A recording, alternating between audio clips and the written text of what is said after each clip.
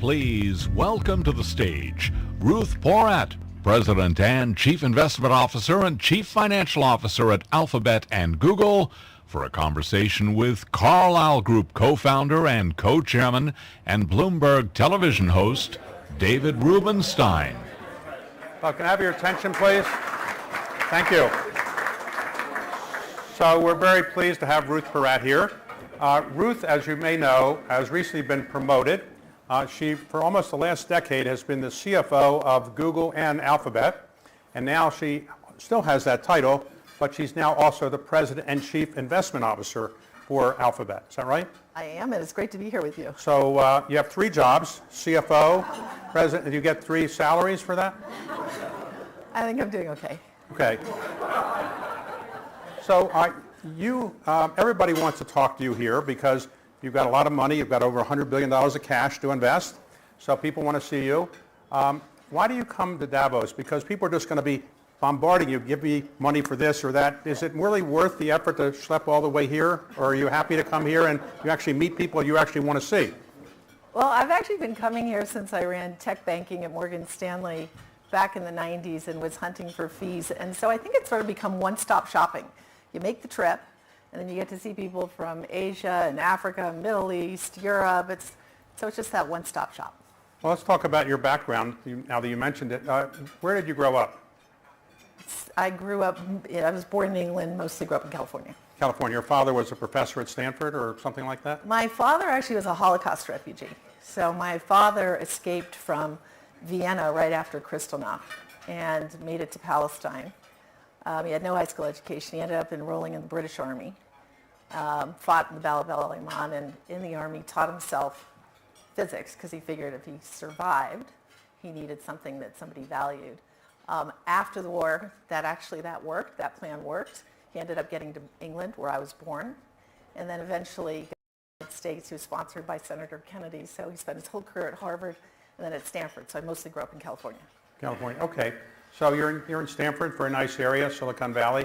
Why would you want to go to business school at Wharton? Why did you go across the country to go to business school? And why did you want to go to business school to begin with? Why not be a physicist like your father? Well, I loved Wharton, so I'm not going to give you that.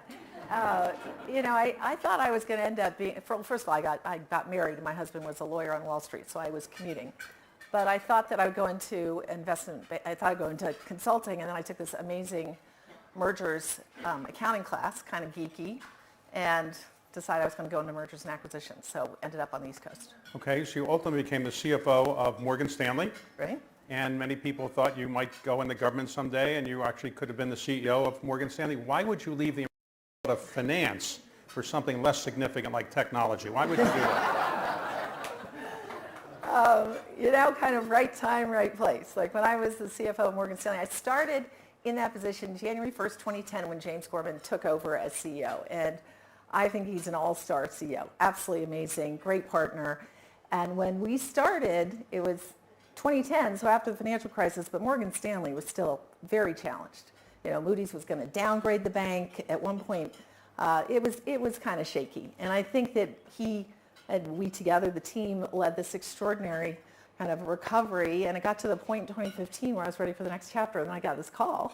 Okay. Sort of Google, it seemed okay. So all right, made that move. Before we get to Google, you were at Morgan Stanley when the great meltdown, the great financial crisis of 07-08 occurred. And it is that people thought that Morgan Stanley and Goldman Sachs and everybody else was going to go under. Were you living through that, and did you actually think Morgan Stanley was going to make it at that time? There were days I did not. It was bad. So I was running financial institutions banking at the time, and probably the most meaningful part of my career was when Hank Paulson called and said, I need advice, I need some bankers here. And so I went to and led a team that worked on Fannie Freddie and then AIG, and those were very, very challenging days. And coming out of it, we did Fannie Freddie and then we did AIG, put them into conservatorship. And I got to Morgan Stanley. John Mack was CEO at the time. And he said, okay, you're in charge of liquidity. Figure out liquidity. And of course, days before what very much was running out of liquidity, there was no way to get liquidity. In fact, one day we were trying to figure out what to do, and I was on the trading floor, and I'm like, can we maybe sell the chairs? There were Herman Miller chairs. I thought that might be a solution that was supposed to be funny, but it was actually really scary at the time. So no, it was hard, but we did this whole series of different teams, and it worked. You know, MUFG came in; they were an incredible partner. The government came in; we became a Fed-regulated bank. But there were some very scary times and a lot of important lessons. One of the big challenges was that Mitsubishi agreed to invest at, let's say, $23 a share when your stock was roughly at $8 a share. So normally, when somebody's stock is at 8, people don't usually buy it at 23. So did you think that Mitsubishi was going to show up with that billion-dollar check at $23 a share? We did, but there were times when it was questioned. And there was one very fateful meeting John attended, it's been written about, and there was a lot of back and forth between MUFG in Japanese, and then there was one English word, trust. And at that point, he said, okay, this is going to work, and they were an incredible partner. Okay, so you got that deal done. Then presumably some headhunter called you up and said, you should be the CFO of Google. And how did you tell John Mack or James Gorman you were going to leave to be the CFO of a tech company? Was that easy to do? So 2015, Morgan Stanley was in a really good spot. I happened to be with Bill Campbell, an iconic leader in Silicon Valley. He's been written about as the trillion-dollar coach. He coached Steve Jobs, Larry, Sergey, Sundar, Eric, so it's a privilege to sit with him. And at the time I said, you know, I'm ready for the next chapter, but the one thing I'm not going to do is be CFO again. We spent 2 hours in his living room, and at the end he said, okay, I heard you clearly, not CFO. And I said, exactly. And he said, okay, so I've got the best idea for you, CFO of Google. And of course, I immediately said, well, I hadn't thought of that one. That one is interesting. And but did you tell him this would mean you wouldn't be able to work with private equity people as closely as you had been? You know, sometimes hardship in life is worthwhile. Right, okay. So you were able to overcome that problem. I overcame that. Okay, so what's it like moving from the East Coast, where everything is finance and money, to the West Coast, where everything is technology? Did you fit in right away? And did you really know how to use all the computer things that they give you to use? So it was pretty fun. There were plenty of times where I would sit around in meetings and literally I would be Googling terms. And at one meeting, Larry Page actually caught me Googling terms, and he kind of pointed that out to other people in the room, which was a little embarrassing, but I figured there were some things that I could do that they couldn't do. And so it was a learning curve. And my dad always, he taught me at a young age a term that I've used constantly with my teams. He said, in his lab at Stanford, if a physicist could not define a quark in under 30 seconds, they didn't know what they were talking about. And so I use the quark test all the time. If somebody's rambling on and they can't get to the point, they probably don't know what they're talking about, they fail the quark test. My finance team knows this quark test. And at Google, I'm working with amazing computer scientists, so they never fail the quark test. They can explain things really clearly, which shoots you up the learning curve. But did you understand what they were talking about from the beginning, or did you have a special tutor that's taught you technology? I had actually run tech banking and took Google public, so I had a little sneak preview. So for people who use Google, I've always wondered this. Let's suppose I do a Google search on something maybe I shouldn't be doing a Google search on or something. Not that you ever do. I wouldn't do that, but I just theoretically. Can somebody from Google, an officer like you, look up what I've searched? No. You cannot? Absolutely, so unequivocally. It's protected, no, right? You're protected.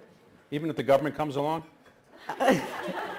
We do not look at what you search. Okay. You can go into incognito mode, but we do not look at what you search. Okay, so the company for a long time was called Google, and Google used to be spelled differently. Why did they spell Google that way as opposed to the way it was originally spelled, which was E-L? Did they not know that was spelled differently?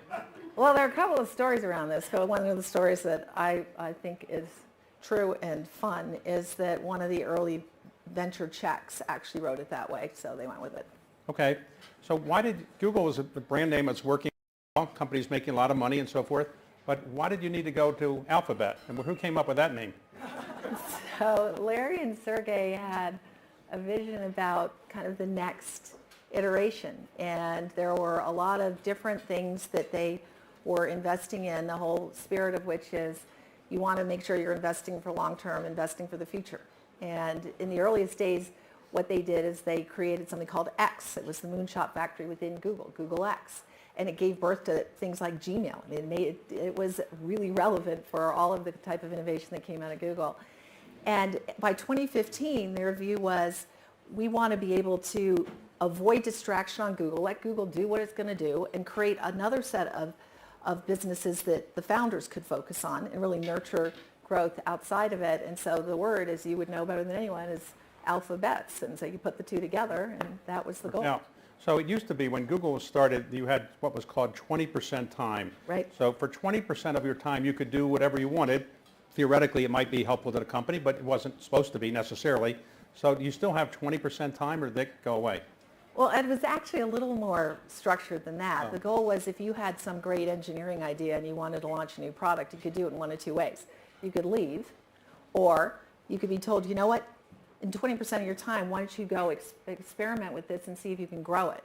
So rather than having great ideas constantly leaving, the view was, let's nurture the talent, let's give people these growth opportunities, let's give it a go.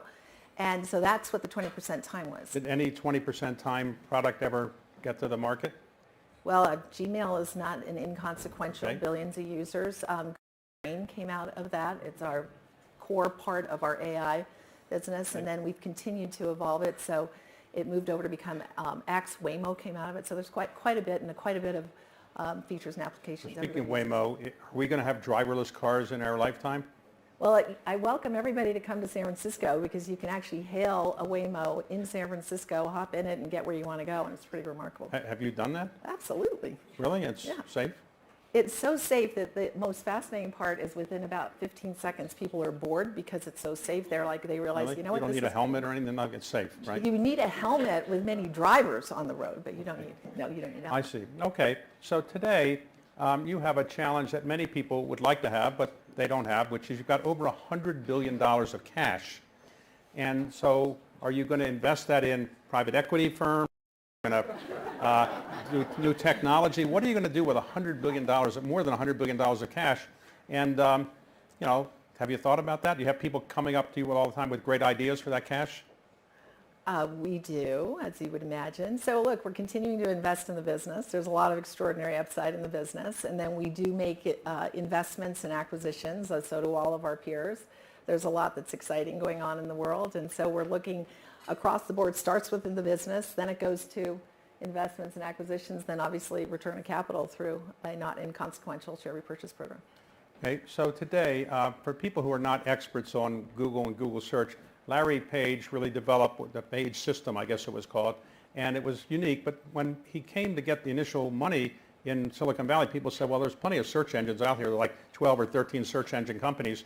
And so people didn't think it was anything so unique. What turned out to be so unique about the Page system that it made Google such a powerful company? I actually remember those days, because I was one of the people who said, why do we need, it was actually the 8th search engine. Why do you need the 8th search engine? And I was at Morgan Stanley at the time, and 1998 running banking, and our research analyst, Mary Meeker, an iconic analyst, pulled her team together and said, you know what, let's do a test. Let's look at all the search engines. Let's do queries and see speed and relevance of response. And I think she may have started with that 8th search engine question as well, but it quickly rose to the top. And that has been the ethos all along. We still, to this day, have more than 100 product innovations every quarter. The whole idea is continue challenging ourselves about how to make the product better, more faster. And what's extraordinary sitting where we are today is how search has evolved. So back then, it was 10 blue links. Whoever's old enough in this room to remember 10 blue links, that's what it was. And then it went to image search, voice search, and now multimodal search. If I want your tie, I can take a picture of your tie, and then I can lens it, and I can find a place to buy your tie. So this whole evolution of search just keeps extending the runway for search. So it's very different, obviously, today than it was. Okay, so it might be apocryphal. Maybe you could tell us. You may not have been there then. But in the early days, when Google was getting its first venture capital money from the first venture capitalists, they said you need to have, quote, an adult, a CEO, somebody that's been more experienced. And Sergey and Larry weren't maybe thrilled with doing that. But it is said that they waited a while, and they eventually did get a CEO. But not one, the venture capitalists were thinking about taking the money back You ever heard of this story?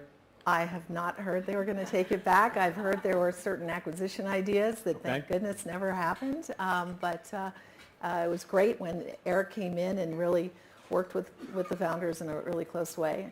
But today, how many employees does Alphabet have? About 180,000. And are they all in Silicon Valley, or where are No, they? we have some right up from Davos here in Zurich. We have them all over the globe.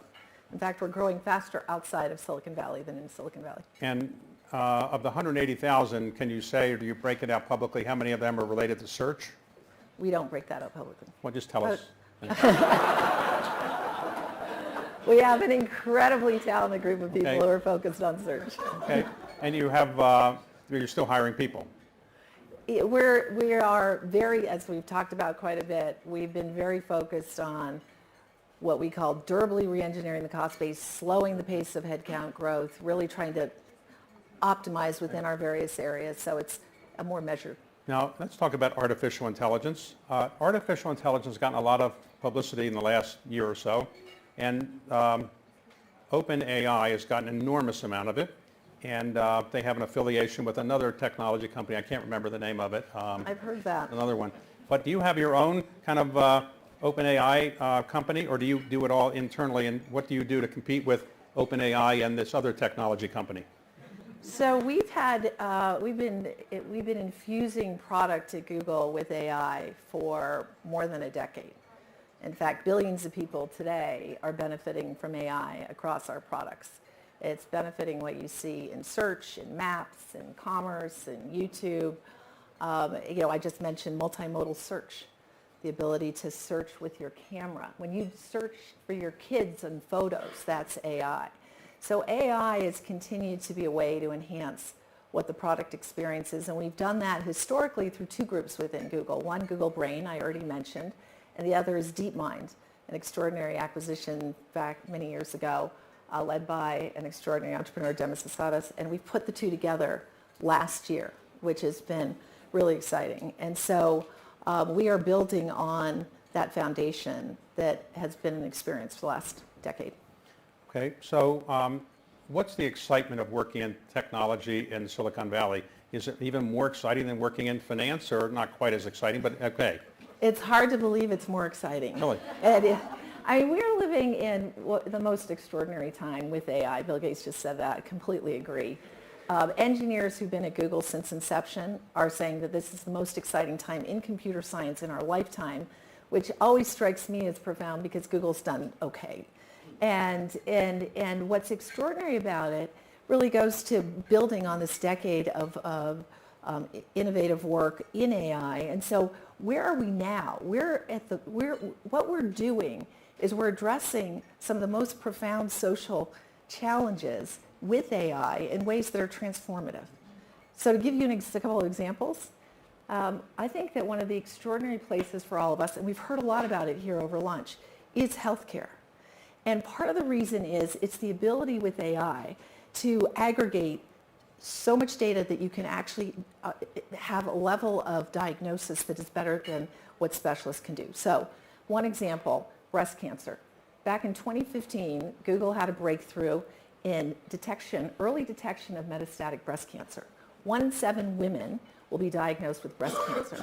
I was one of those. I've had breast cancer twice. So when I heard about this, I did the only rational thing. I called my oncologist at Memorial Sloan Kettering, and I said, is this really as important as I hope? And he said, unequivocally, because only with AI can we democratize healthcare. It's the only way that oncologists everywhere, radiologists everywhere, all of the medical profession has the ability to leverage the insight that AI will give you through scans, reviewing 1 million scans. We're doing the same in other forms of cancer. We're doing it with something called diabetic retinopathy, blindness caused through diabetes, which can be prevented if diagnosed early enough. And so I think that when you look at the impact of AI, this is what motivates our engineers. We're seeing in healthcare, we're seeing in education, we're seeing it with food scarcity. You can improve crop yields by looking at pest issues in farming. We're looking at so many different ways that AI can make a difference on the most profound issues. One last one, because you asked, am I excited about it? Yes, it's better than even finance. Climate change. SOS, or crisis alerts, extraordinary. We've seen the impact of fires and flooding, 250 million people a year affected by flooding. But with AI, we can predict, and are, with 7 days notice, where the water flows will be to get people out of harm's way. So this is not science fiction. This is here today. Now, on climate change, to be realistic about it, these are things that you think AI can really make us more readily make us able to solve climate change. Is that your point? You think we can? Well, there's both adaptation and mitigation. So around climate change, we have a whole other set of efforts going on. So, for example, one of the major sources of emissions is what you see right out the window here, start-stop from cars. We have something called Project Greenlight, which streamlines that so you don't have the start-stops. We have something else that looks at planes. Major source of carbon footprint are contrails, what many of us think are the beautiful white plumes off the back. You can adjust flight patterns and reduce carbon footprint. So the short answer is yes. Now, and it's happening today. It's not a hope for science fiction thing. You've been public about your breast cancer. You've talked about it, written about it, and so forth. Why did you go public about it? Many women say they don't want it to be known that they might have breast cancer. Maybe that's right or wrong, but why were you so willing to be public about it? It is a really personal thing. And when I was first diagnosed, I didn't want to talk about it. I was at a bank, one of few women. I was bald, and it's like, it's not what you want to talk about. But I got to the point where I realized in this day and age, if you get the right care, actually these diseases are manageable. And the scariest part is not knowing. And so to me, it was important to actually make it clear this is manageable, you can get through it, and to actually be a resource for people. So for many women, you're a role model. You have a successful career in finance and technology. You were on your first husband, right? Yeah, and, still hanging on. Right, yeah. So, and you have 3 kids, and so you've done it all, you've had it all. You're have a successful career, successful marriage, 3 healthy, happy kids. Can you tell us something that doesn't make us so feel jealous about you? Because everybody can't be as good as you, so make us feel that everything isn't perfect for you, leaving aside the breast cancer, so that everybody else doesn't feel like they're not going to be able to live up to your standards. Oh man, other than yes. Look, I think that one of the most important lessons I learned early in my career, as a woman in banking, there weren't many of us. It wasn't the easiest environment. There were a lot of men I've now gently decided to call blockheads, but they were worse than blockheads, and they made it difficult. And you learn to be resilient. The one thing is I was last them, and that would be the joy that came from it. Unfortunately, there were obviously a lot of extraordinary men at Morgan Stanley. There weren't enough senior women in the day, and there are more now. And so I learned to chart my career. I went to people who would take a risk on me, and I said, what's my highest and best use? And they opened doors that I didn't know existed. And to me, that's the most important, is those hard days, bad lessons, I just chalk them up to being lessons, so I don't actually record them. So for a young woman that's watching this, or a young man, and what are the recommendations you have to get ahead in the finance world, technology world? Is it be smarter than the other people, be nicer than the other people, be harder working? What is it that takes to be successful? Well, there's no substitute for hard work, because the hard work actually gets you smarter and up the learning curve faster. So most certainly that's one of them. I think the other, I've already said, chart your career. Work for somebody who's going to take a risk on you and give you runway. But very importantly, we each need to do that for someone. So at one point, when I was asked to run technology equity capital markets on the equity trading floor, a senior partner called me into his office, and he said, I will be your air cover.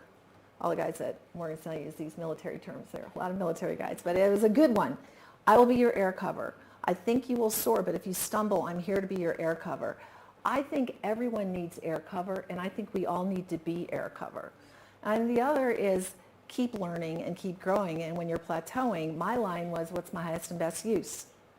And don't do it on a specific timeline, but keep evolving, and if you go to the right people, they'll keep opening doors, and take those doors, and then finally use your voice. So what do you do when you're not working on technology, being a wife, being a mother, you're a tennis player, you're a golfer. What do you do for relaxation to the extent you have time for relaxation? Well, I kind of merge things because there's nothing more joyful to me than going on hikes with my kids or bike rides with my kids. And so it's a lot of that. Okay. And so is there anything that are your parents alive now? They are not. And did they live to see your success before they passed away? They did. My mom actually, when I was a young kid, said, she was a psychologist, and she said what's really important for women is have your own identity and a career outside of the home. She told me that when I was 8. My little sister was 6. For some reason, she thought that's the time you need to send that message. So I'm grateful to her for that message. Okay. And your father, did he ever say, this is better than being a physicist doing? My dad was pretty remarkable. The tail end of that story about his journey from no high school education to a PhD and a career at Stanford is he said education is your passport for freedom.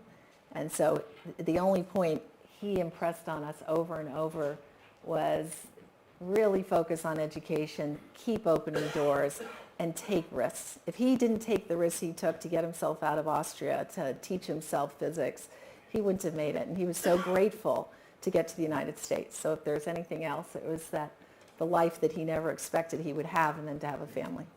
Ruth, it's a great story. I appreciate your coming here and telling us. So thank you very much. Thank you, David. Thank you. Please welcome to the stage Bloomberg's Mark Miller. I think you've just seen why David shows are among my favorite on Bloomberg TV because he asks the unexpected questions. So thank you again, Bill and Ruth and Francine and David. And I hope all of you have enjoyed your conversations here at the Year Ahead lunch. I'd like to take a moment to thank our sponsor, Mubadala, who I've had the privilege of working with many times. Since this is the Year Ahead lunch, one of the things we wanted to highlight for all of you is one of our priorities for the year ahead with Bloomberg Television, which is a reboot of sorts of our flagship U.S. program, Surveillance. Many of you are familiar with the presenters, Jonathan Farrow and Lisa Abramowitz, who are here in Davos this week. Starting next week, Anne-Marie Hordern will join them as we expand our focus on politics. I think you can understand why in 2024 we're doing that, and our corporate coverage. Their daily conversations with the top decision makers will be must watch, and here's a brief glimpse of what you'll see.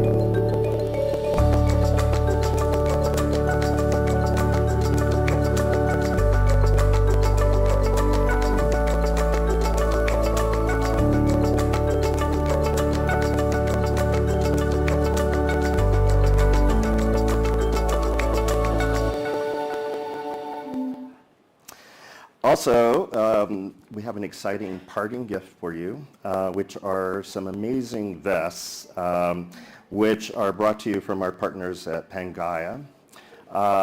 What makes these vests so interesting and different is that the down is essentially made from wild flowers that are, I believe, hand-picked, actually. And they are just as effective at keeping you warm as animal down or synthetic down, and they're friendlier to the environment. So thank you, Natalie Longuet from Pangaea, the CEO, for making that contribution. We really appreciate it. Please stay, enjoy your desserts, and all rush out to get your vests. We'll have enough. Bloomberg House is open through Thursday, and we have an incredible lineup of interviews to come. You can check that out at bloomberglive.com. Thank you again.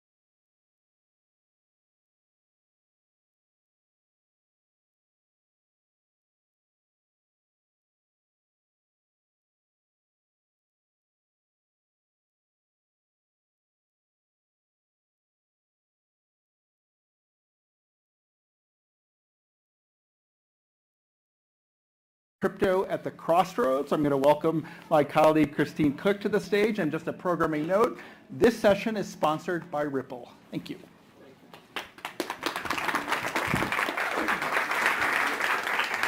You might seat, mate. Good afternoon, everybody. Thank you so much for joining us.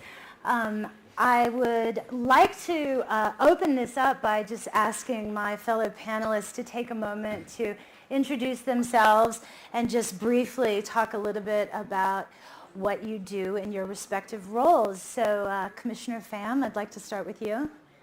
Hello. Well, thank you so much to Bloomberg and Ripple for having me today. So I am a commissioner at the United States Commodity Futures Trading Commission, which is the regulator, which I like to say that if it's not a security, we probably have a regulatory touch point with it. And it's structured as a board of, like a board of directors. It's very similar to that. I sponsor the Global Markets Advisory Committee, which is focused on finding global solutions to global challenges and in ensuring that there's a level playing field for global businesses and global markets. Thank you so much. Brad? My name is Brad Garlinghouse. I'm the CEO of Ripple, and I will say Commissioner Pham is definitely one of the good guys in the U.S. government when it comes to innovation and like be forward. Yeah. So anyway, I'm the CEO of Ripple, and Ripple's about almost 1,000 people focused on blockchain infrastructure solutions for the enterprise. Fantastic. Well, there's definitely been a lot of press and a lot of activity in the space that we're going to talk about today. And I'll just start by setting the stage a little bit. So crypto has made tons of headlines, not only in 2023, but definitely as recently as last week, which was a huge week. Bitcoin rallied over 160%. FTX fraud trial and many other institutional investors applied for a Bitcoin ETF, showing that traditional finance and crypto natives may be getting married sooner than expected. We also witnessed a landmark ruling in the Southern District of New York on the SEC's case versus Ripple, which stated that tokens themselves are not securities, but the manner in which they are sold could be considered an investment contract. With that context, Brad, would you talk to us a little bit about what that ruling means for the industry's growth prospects and evolution, especially in the U.S.? Absolutely. Well, look, I'll start by saying I think a lot of when we talk about regulation, we often focus on the U.S. And I think sometimes we lose sight of the fact that the U.S. is 22% of global GDP, and there's 78% of governments who often are leaning way more in a constructive, positive way. And so I'll answer the question, but I will remind people that countries like the UK and Japan and the UAE and certainly Switzerland has kind of leaned into constructive, clear regulatory frameworks to allow this technology to thrive in a really positive way. The case against Ripple, which the SEC has lost on nearly everything they cared about, they determined the primary point, which was very important for Ripple, but very important for the whole crypto industry, is that a token in and of itself is not a security. And the SEC has continued to, well, particularly Gary Gensler as chair, has continued to kind of beat the drum that, he calls them security or digital security assets or something. I can't remember. There's no law for that. There's no framework for that. It's just his choice of words. And I think what the courts in the United States, it has been a little bit slow, but fortunately the courts in the United States have, I think, said to the SEC, no, that's not what legislation that has been written. It's not what the Howey test says. And I think that's helped the U.S. industry, but it's just been slow because it's going through courts. There's actually a hearing, today's the 16th, right? Yeah. There's a hearing tomorrow with Coinbase and the SEC with, I think it's fair to say, a very skeptical judge in New York that has taken a pretty hostile view to some of the SEC's allegations against Coinbase. Well, it's all very educational, right? Well, this is new terrain, whether it's privately or open exchange traded. I mean, there is some nuances. So we're obviously in an exploratory moment to teach and learn this new currency. Commissioner Pham, to you, is the ruling of this sort of regulatory clarity that the industry needs to mature, or does this force the U.S. to draft legislation in order to correct an inconsistent precedent? Well, I'll say that there's no question that an ETF is a security. So that's good news. I actually think it was on Bloomberg TV maybe over a year ago in an interview where I said that I thought regulatory clarity would come first in the courts. In the United States, there are three authorities that can define what is a security: the Congress, the SEC or the courts, and surprisingly, the courts are moving the fastest. I think legal interpretation is always evolving, and look, we have laws that regulate the internet that also regulated the telegraph. And I think that's the great thing about our body of common law, is how it evolves. You got me in a water moment. Well, so to both of you, this is a global asset class traded in real time among various countries with various currencies and rules. So how does or can the U.S. play a role in global compliance? Well, I'll start by saying I think one of the great things about where we are in the crypto industry, the evolution of the crypto industry, is you've seen a lot of self-inflicted wounds, and we can name them as the Binance settlement, we can name them as FTX washing out, we can name them as even Celsius or Three Arrows. Those are self-inflicted wounds, and the amazing thing about the asset class is, despite those headwinds, Bitcoin's not that far off of its all-time highs. I think when I think about the compliance piece, Ripple has from its earliest days taken a very compliance first, because all of our customers are regulated financial institutions. We've taken a very compliance first approach, and I think some in crypto have held on to ideas of anonymity. That's I just think we have to take a compliance first point of view for the industry to thrive, not just in the U.S. but globally. And I think in the markets where there is that clarity, it is thriving, and you're going to continue to see it do well and focus more on what problems these technologies can solve as opposed to just speculation. So, back to the point about in the headlines, AI is really big, and it's easy to overlook. A lot of this crypto growth has been 15 or 12 years, so it's getting into its adolescence. And so eventually AI will have some version of this, and that may be accelerated. But we are in this moment. And so, Commissioner Fan, I'm interested to know, what other governance do you think needs to be addressed now in this adolescence, if you will, that we're going through? Mm-hmm. So I think the point about how do we address market fragmentation potentially as different jurisdictions are taking different approaches to regulating blockchain technology and crypto. And I think it's the same as any asset class, as global markets in any asset class. So you do need to think about ways to mitigate market fragmentation through promoting regulatory cohesion. I think multilateral engagement through bodies like the Financial Stability Board, IOSCO, and the BIS are very productive. And in fact, I've actually proposed a CFTC pilot program that could be a path forward to having something like a BIS-style innovation hub project in the U.S. And I think that could help to move the needle forward to safely and gather data to study what the effects of this technology are. Well, that's a good transition for you, Brad, because for many, the speculative cases are the prominent cases. What do you think are some examples of non-speculative use cases, and how do we distinguish when drafting policy on those? Well, a lot of times on the policy piece, we talk about drafting new rules, and it's like, well, it's not often we develop rules for technology. We typically develop rules and laws around the outputs, right? So things like KYC, know your customer, that doesn't change just because you're using crypto. Money laundering, anti-money laundering laws, that doesn't change because you're using crypto. So I don't think we need to think about those as somehow separate and distinct. We need to make sure those are being applied, and frankly, as we saw with the Binance settlement, they are. Maybe it was slow, and frustratingly, as Pam pointed out, the courts in the United States have moved faster than the regulator. That is not in my judgment. That is not normal. That is not normal. I'm glad the courts are actually getting there, but it'd be better, I think, if we had, and I'm primarily speaking of the SEC, to actually take the time. I remember they opened up a whole bunch of new job job descriptions on their website, lawyers to prosecute litigation, enforcement through litigation. Like, why not hire people to actually codify how this should work, as the UK has, as the European Union has, as the UAE has with VARA. I'll also give Commissioner Pham props. She spent time going around the world and meeting with a lot of these other regulators, where this is not rocket science. You could probably type into Sam's OpenAI, how do you regulate the U.S., and get a better answer than we're getting from the SEC. Maybe. I haven't tried that, actually. I should try that. Anyway, look, The amazing thing is, I really do feel like the U.S. should and could be a leader in this market. And there are a lot of companies that are leading, but the U.S. government has not yet been providing that framework that should help. Yeah, and I think to pick up on points that both of you raised, I think we need to get over the fact that if you are engaging in activity that involves money, banking, or markets, of course you're going to be subject to financial regulation.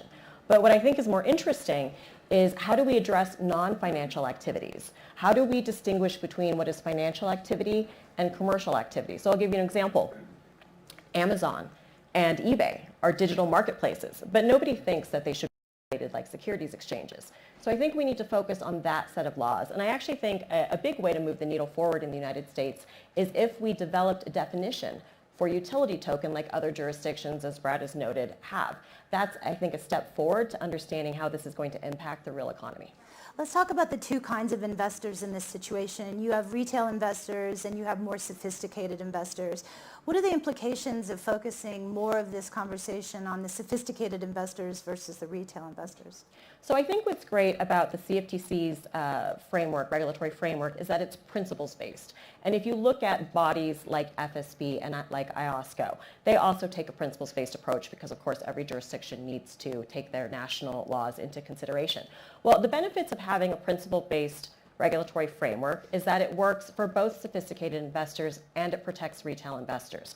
And I think the benefits of a principles-based framework is also that it allows regulators to anticipate and adapt to new and emerging risks because, as we've all seen, the rulemaking process can be bogged down, it can be halted, the courts can overturn it. It takes a long time, and it should take a long time. There should be opportunity for public consultation and notice and comment.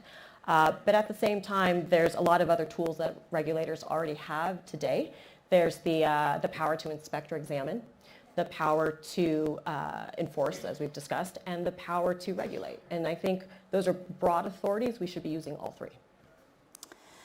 So, getting into crypto and blockchain and leveraging the technology, Ripple set out to modernize payments by building blockchain-based financial infrastructure that vastly improves on much of what the world uses today. So, Brad, are payments still the best use case for crypto assets and technology that undergirds it? And what payments can lead to in terms of other use cases? Well, for me, Ripple started with payments. Actually, when I joined the company 9 years ago, there were 3 different groups within the company working on an identity solution, a payment solution, and I'm forgetting the third one right now because that was a long time ago. But it was like, hey, let's focus on one where there's a clear, it's solving a real problem. And look, while we've had a dent, maybe we've made a scratch in that market, it is a massive market. And I'm sure many people, by virtue of sitting in this room in Switzerland today, have had the experience of sending money overseas. It is still high friction, high error rate, it's slow, it's expensive. And that's the opportunity to use these technologies to actually make it much simpler, much faster, without sacrificing some of the core principles around KYC or AML or what have you. So I think the payments opportunity remains very large. It will continue to make progress. And when I say that, I mean both Ripple and the industry at large. There's other people approaching in different, some are going after consumer-based solutions. Ripple's very much focused on the enterprise and the infrastructure around that. There are, I think, going to be other use cases that are profound. I think the fact that there's now an ETF approved in the United States with major institutions like BlackRock leaning in is further validation, but I think we need to make sure that we're focused on utility. Some of the things I'm sure that people in this room have heard talked about, tokenization of real world assets and democratizing access to the participation in those markets, I think is very real. Whether that's commercial real estate, and some are working on identity-based solutions and even voting-based solutions. I'm certainly not an expert on those things, but I think the blockchain-based solutions are here to stay, and I think in the coming years you'll see more and more real-world use cases gaining traction. Well, you're getting into the space of innovation, which I want to shift and ask you. Regulation often can stymie innovation, and I'm curious from your point of view, how do you think this opportunity for policy to enable and optimize the technology as opposed to be restrictive and smother new use cases, because we're entering a whole new dynamic of considering how to deal with these kind of assets? This is such an important question. So as Brad mentioned, I did a global stock-taking exercise to go and engage with other jurisdictions and understand how do they facilitate innovation. And so what I've observed is that there are three key ingredients that you need in order to foster innovation. So 1, the rule of law. 2, political stability. 3, regulatory clarity. And so I think it's incumbent upon regulators to do our part. And right now with the WEF Global Risks Report says that there are, I think, over half of survey respondents that see a moderate risk of global catastrophe in the next 10 years. That's a big deal. That's why we're all here, right, in Davos. And so when you look at the 4 main structural forces that are driving this change, climate, population, technology, and geopolitical, if all of this is changing our lives, then we regulators need to be looking to the future. We need to be trying to future-proof. I've spent my career, actually, my career's been defined by studying and addressing crises, whether it's the 90s savings and loan crisis, the 2008 financial crisis, or the COVID-19 pandemic. All of that has taught me that regulators, and sometimes the United States, have a tendency to be reactive. We need to flip that around and be proactive. And so in being proactive, what are the things that we can do? We can engage. We can engage with subject matter experts, and we can also engage by building capacity at regulators as well, so we can actually understand how this is deployed and used.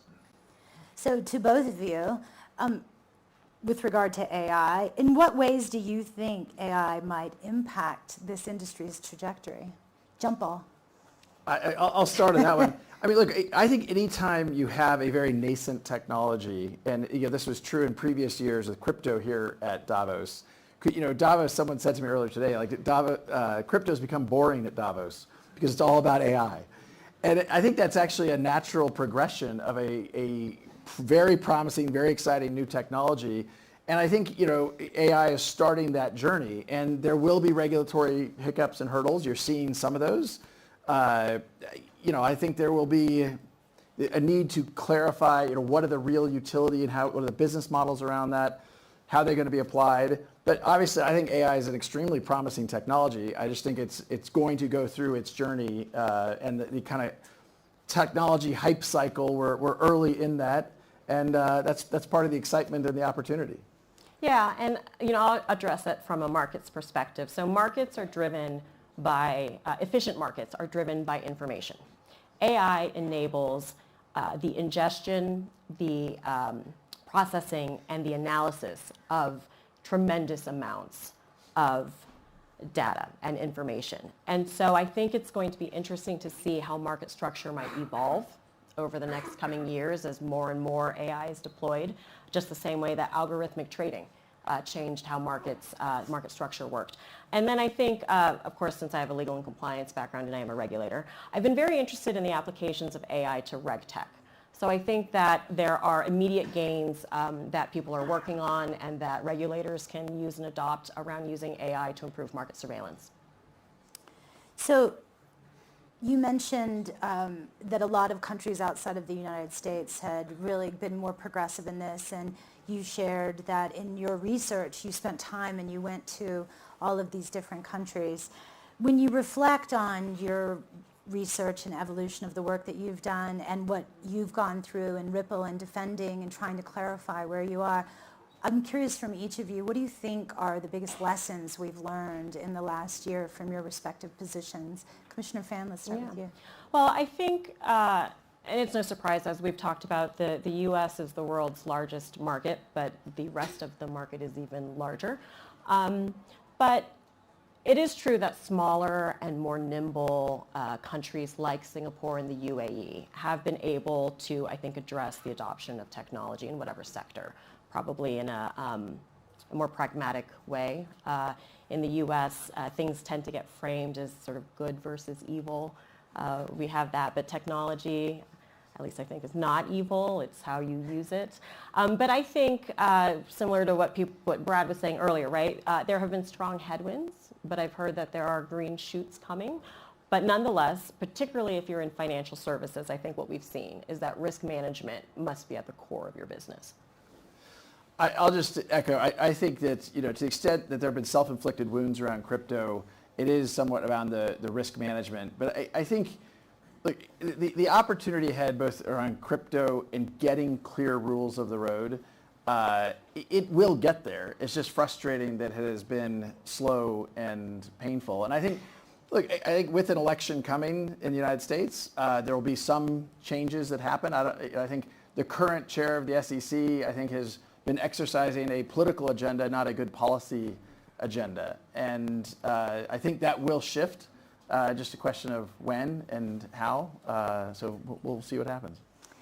Well, that concludes the conversation.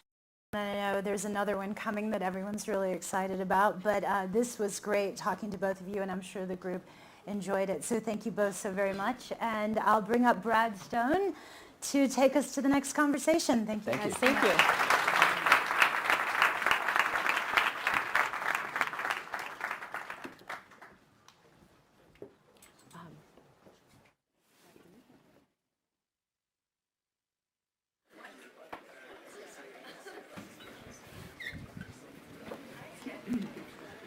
All right, thank you, Christine. I'm delighted to welcome Sam Altman, CEO of OpenAI, Anna Makanju, Vice President for Global Policy.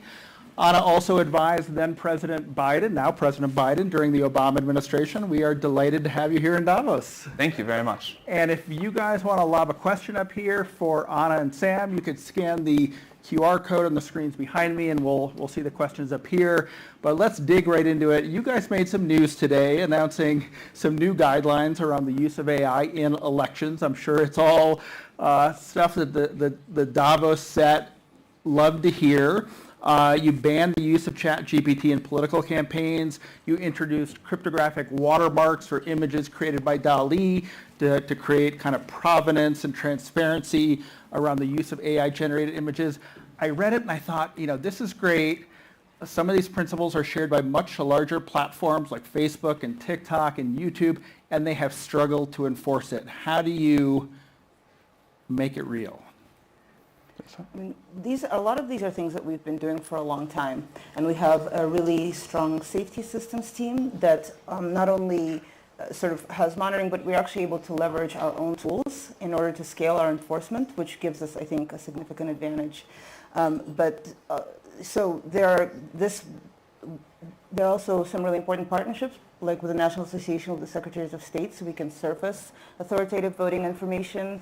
So we have quite a few ways that we are able to enforce this. I mean, Sam, does this put your mind at ease that we don't, that OpenAI doesn't move the needle in some 77 upcoming critical democratic elections in 2024?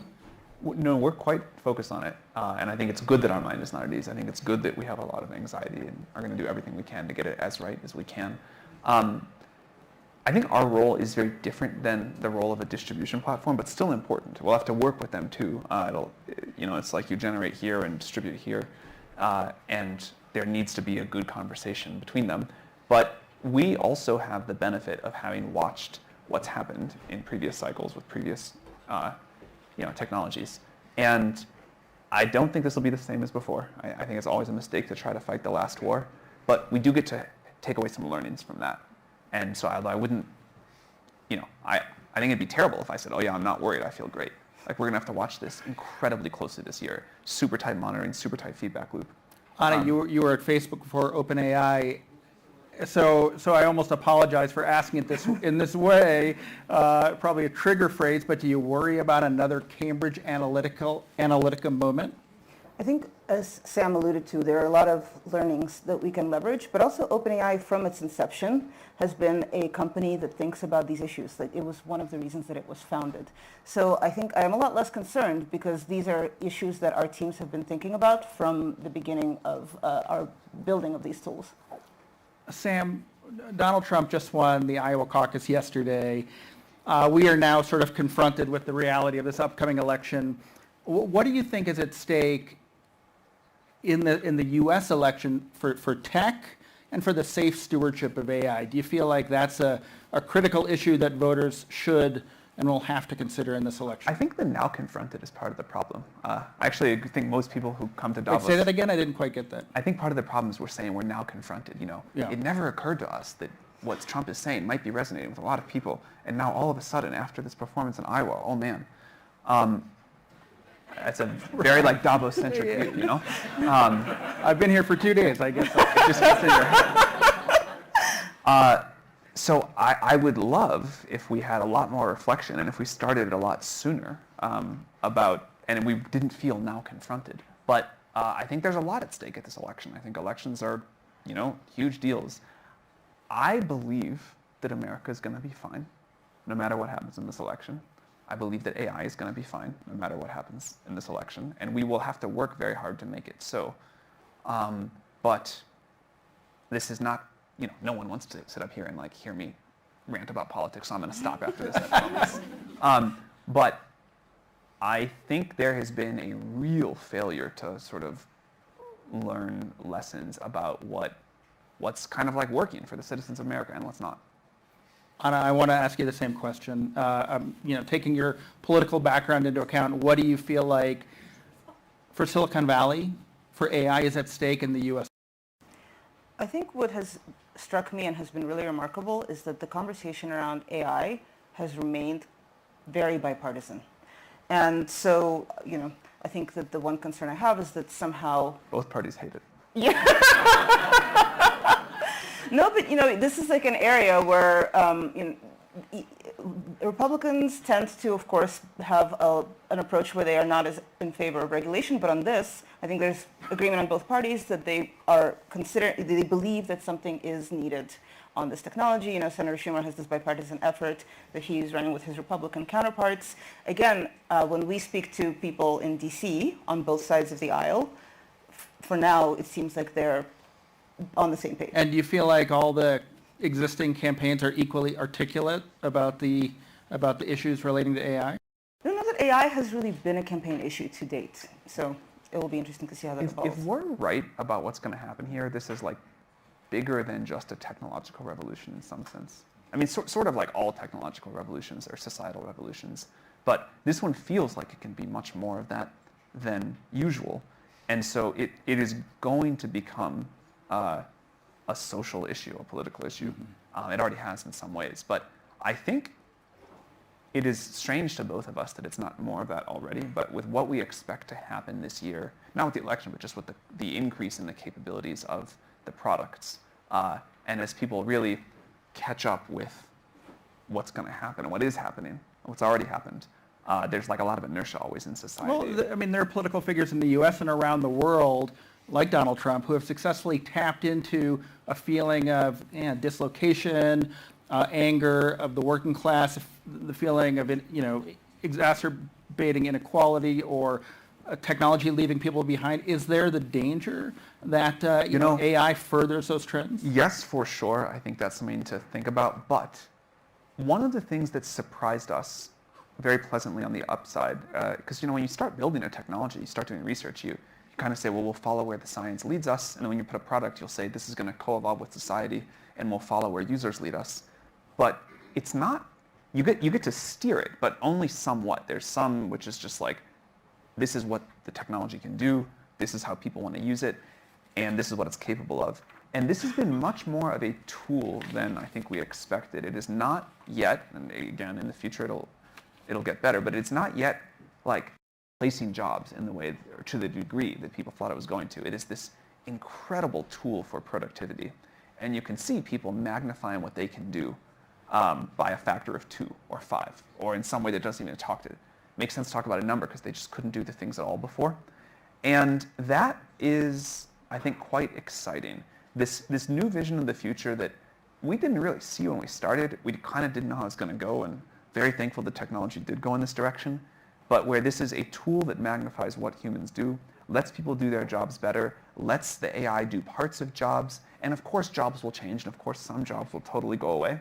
But the human drives are so strong, and the sort of way that society works is so strong, that I think, and I can't believe I'm saying this because it would have sounded like an ungrammatical sentence to me at some point, but I think AGI will get developed in the reasonably close-ish future, and it'll change the world much less than we all think. It'll change jobs much less than we all think.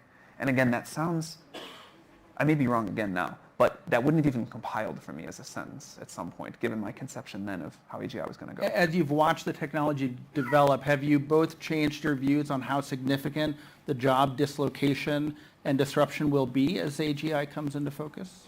So this is actually an area that we have a policy research team that studies this, and they've seen pretty significant impact in terms of changing the way people do jobs rather than job dislocation. And I think that's actually going to accelerate in that it's going to change more people's jobs.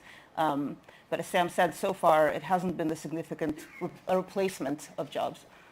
You know, you hear a coder say, okay, I'm like 2 times more productive, 3 times more productive, whatever, than they used to be, and I like can never code again without this tool. You mostly hear that from the younger ones, but it turns out, and I think this will be true for a lot of industries, the world just needs a lot more code than we have people to write right now. And so it's not like we run out of demand, it's that people can just do more. Expectations go up, but ability goes up too.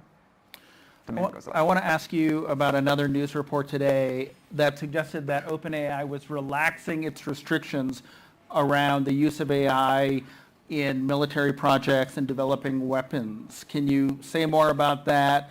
And what work are you doing with the U.S. Department of Defense and other military agencies?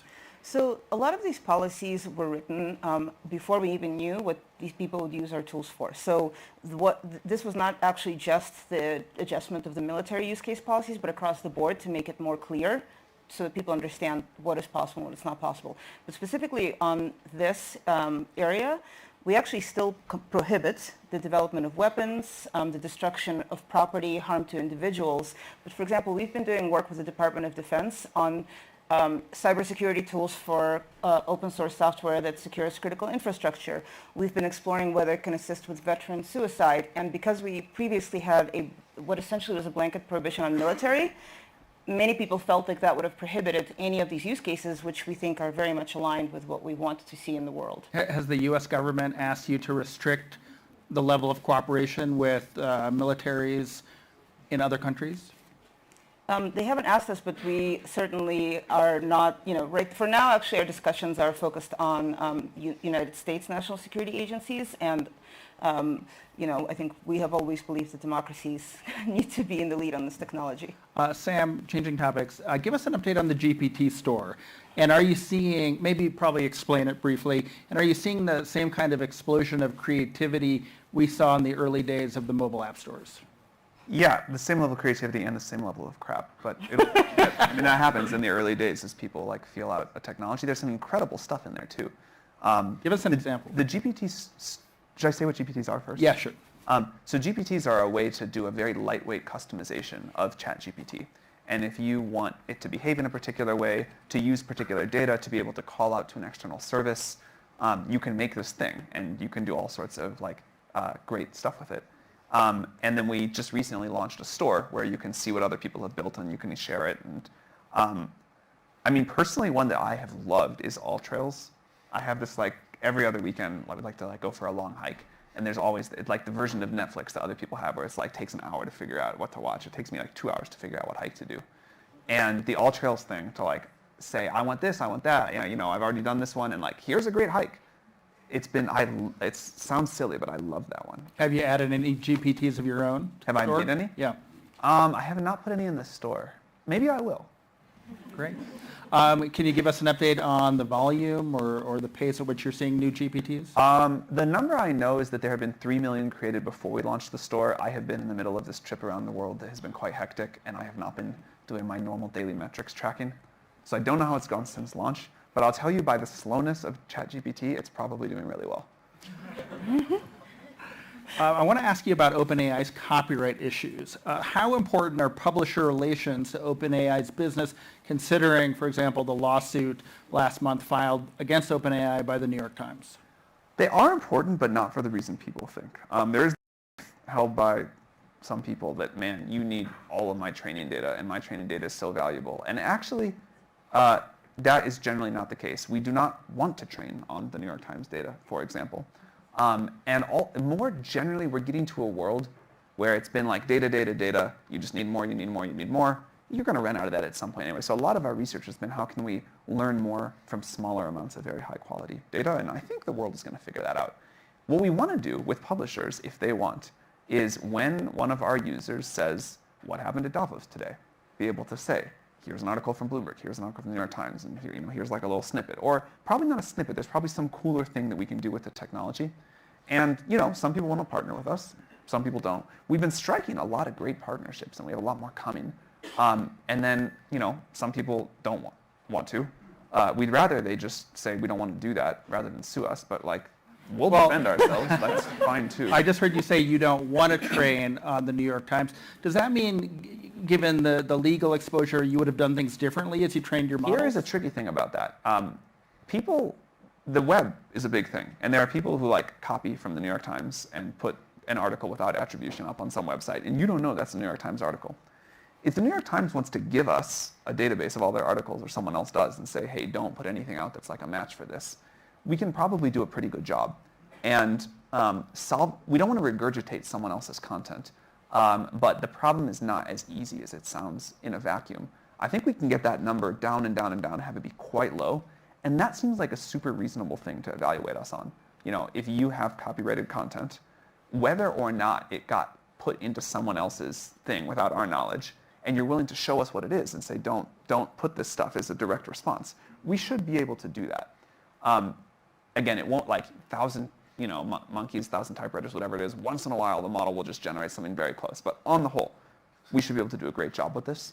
So there's all the negatives of this. People are don't do this. But the positives are, I think there's going to be great new ways to consume and monetize news and other published content. And for every one New York Times situation we have many more super productive things about people that are excited to build the future and not do their theatrics. And what about DALL-E? I mean, there have been artists who have been upset with DALL-E 2, DALL-E 3. What has that taught you, and how will you do things differently? We engage with the artist community a lot, and we try to do their requests. So one is don't generate in my style, even if you're not training on my data. Super reasonable. So we implement things like that. Let me opt out of training, even if my images are all over the internet and you don't know what they are. And so there's a lot of other things too. What I'm really excited to do, and the technology isn't here yet, but get to a point where rather than the artist say, I don't want this thing for these reasons, be able to deliver something where an artist can make a great version of DALL-E in their style, sell access to that if they want, don't if they don't want, just use it for themselves, or get some sort of economic benefit or otherwise when someone does use their stuff. And it's not just training on the images. It really is it really is about style. And that's the thing that, at least in the artist conversations I've had, that people are super interested in. So for now, it's all right, listen to what people don't want. Make sure that we respect that. Of course, you can't make everybody happy, but try to make the community feel like we're being a good partner. But what I think will be better and more exciting is when we can do things that artists are like, that's awesome. Anna, you are OpenAI's ambassador to Washington, to other capitals around the world. I'm curious what you've taken from your experience at Facebook, what you've taken from the tense relations between a lot of tech companies and governments and regulators over the past few decades, and how you're putting that to use now in OpenAI. So I think one thing that I really learned working in government, and of course I worked in the White House during the 2016 Russia election interference, and people think that was the first time we'd ever heard of it. But it was something that we had actually been working on for years and thinking, we know that this happens, what do we do about it? And one thing I never did during that period is go out and talk to the companies, because it's not actually a typical thing you do in government, and was much more rare back then, especially with these emerging tools. And I thought about that a lot as I entered the tech space, that I regretted that, and that I wanted governments to be able to really understand the technology and how the decisions are made by these companies. And also just honestly, when I first joined OpenAI, no one, of course, had heard of OpenAI in government for the most part. And I thought, every time I used it, I thought, oh my God, if I'd had this for the 8 years I was in the administration, I could have gotten 10 times more done. So for me, it was really, how do I get my colleagues to use it? especially with OpenAI's mission to make sure these tools benefit everyone. I don't think that'll ever happen unless governments are incorporating it to serve citizens more efficiently and faster. And so this is actually one of the things I've been most excited about, is to just really get governments to use it for everyone's benefit. I mean, I'm hearing like a lot of sincerity in that pitch. Are regulators receptive to it? It feels like a lot are coming, the conversation probably with a good deal of skepticism because of past interactions with Silicon Valley. I think I mostly don't even really get to talk about it, because for the most part people are interested in governance and regulation, and I think that they know theoretically that there's a lot of benefit. Many governments are not quite ready to incorporate. I mean, there are exceptions, obviously people who are really at the forefront, so it's not, I think often I just don't even really get to that conversation. So I want to ask you both about the dramatic turn of events in November. Sam, one day the window on these questions will close. That is not. You think they will? I think at some point they probably will, but it hasn't happened yet, so it doesn't matter.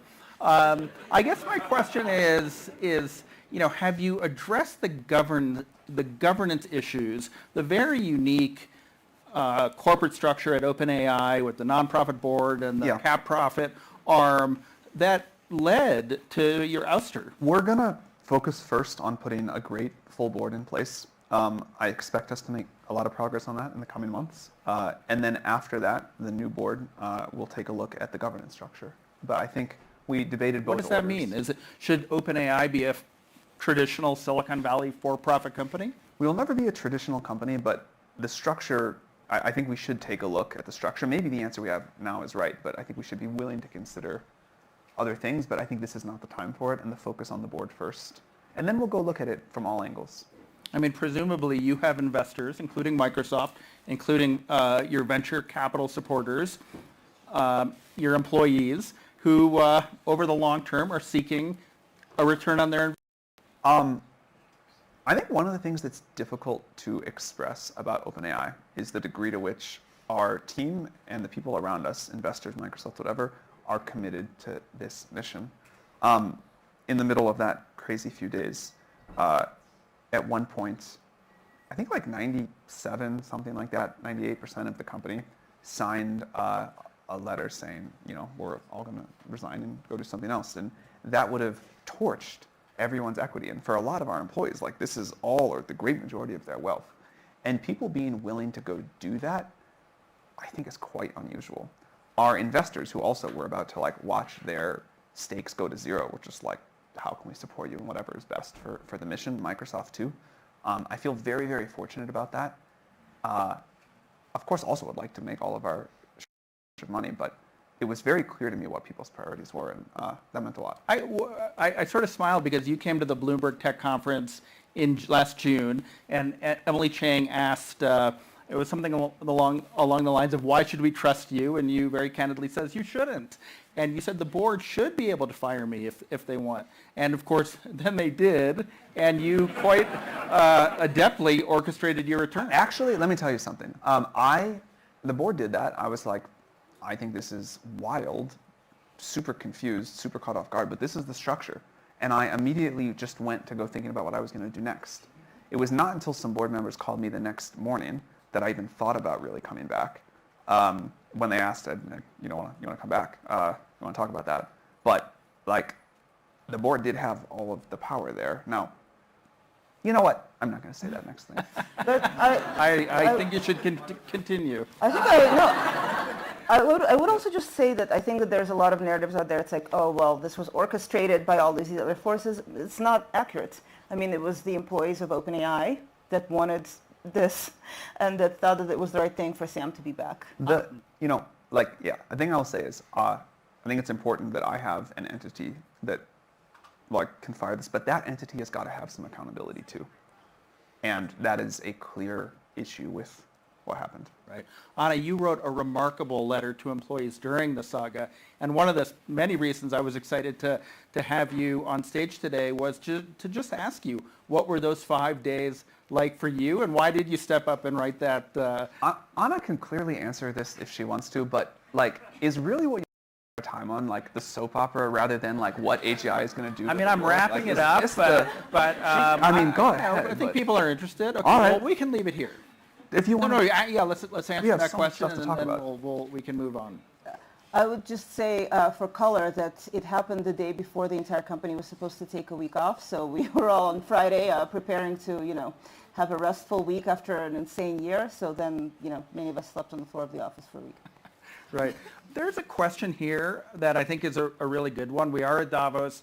Climate change is on the agenda. The question is, I'm going to give it a different spin. Considering the compute costs and the need for chips, does the development of AI and the path to AGI threaten to take us in the opposite direction on the climate? We do need way more energy in the world than I think we thought we needed before. My whole model of the world is that the two important currencies of the future are compute/intelligence and energy. The ideas that we want and the ability to make stuff happen, and the ability to run the compute. And I think we still don't appreciate the energy needs of this technology. The good news, to the degree there's good news, is there's no way to get there without a breakthrough. We need fusion, or we need radically cheaper solar plus storage or something at massive scale, a scale that no one is really planning for.